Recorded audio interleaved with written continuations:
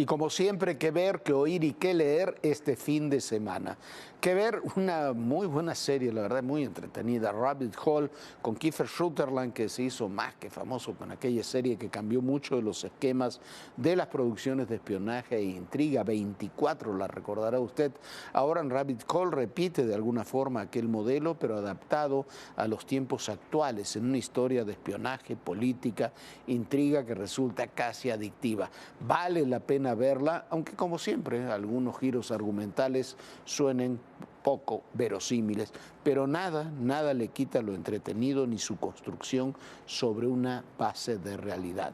Que oír el último disco editado, incluso post-mortem, de ese gran poeta, escritor, compositor, cantante que fue Leonard Cohen.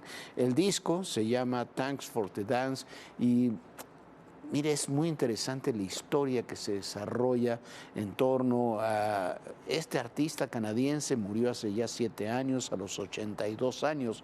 Cuando tenía cerca de 60 años, 65 años, Leonard Cohen decidió que ya no iba a cantar, que iba a dejar los escenarios, que ya no iba, simplemente se iba a dedicar a escribir poemas y demás. Pasaron unos años y descubrió que la fortuna, es un cantante muy famoso, había hecho muchas composiciones muy famosas, había desaparecido, se la había robado completita su contador, había quedado sin un peso. Entonces, cerca de los 70 años, Leonard Cohen tuvo que volver a hacer giras, tuvo que volver a componer, tuvo que volver a hacer discos, y qué bueno, porque este disco muestra a un Cohen ya muy maduro, pero creo que como en muchos de sus últimos trabajos exhibe una calidad asombrosa.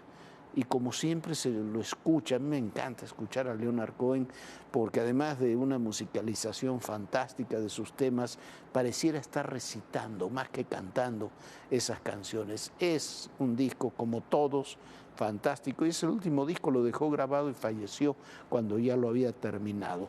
Que leer un ensayo magnífico, El cerebro, nuestra historia.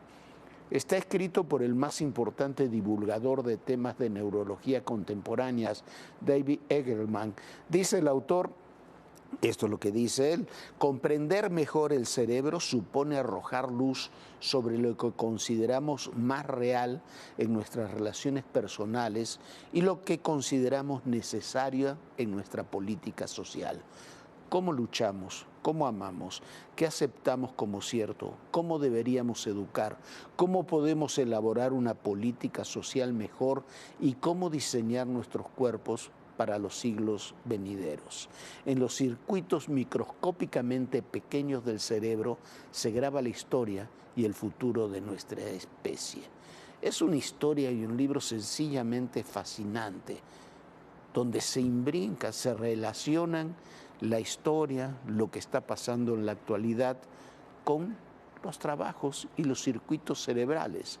Es un trabajo destinado a conocer y conocernos a partir de nuestra propia actividad cerebral. Se lo recomiendo, es un libro pequeño, para nada un libro complejo, y es un libro que se disfruta enormemente, El cerebro.